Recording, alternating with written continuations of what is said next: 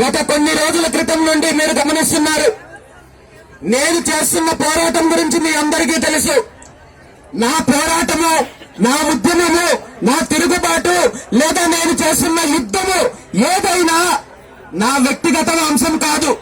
నేను పార్టీల మీద పోరాటం చేయడం లేదు, నాయకుల మీద పోరాటం చేయడం లేదు, ప్రభుత్వాల మీద కూడా పోరాటం చేయడం లేదు. వీళ్ళు చేస్తున్న దోపిడీ మీద మాత్రమే పోరాటం చేస్తున్నాను.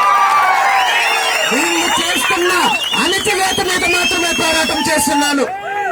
వీళ్ళు చేస్తున్న అరాచకాల మీద మాత్రమే పోరాటం చేస్తున్నాను.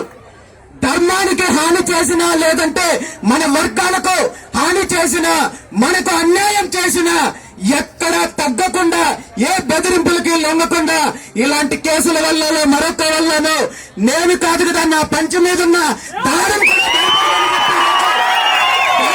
ముందుకొచ్చి ఈరోజు ఒక మార్పు కోసము, ఒక చైతన్యం కోసము ఈ రాష్ట్రంలో రాబోయే రోజుల్లో మన శకం రావాలి, మన యుగం రావాలి అనే ఒక గొప్ప సంకల్పంతో ఈ రోజు పోరాటం చేస్తున్నాను.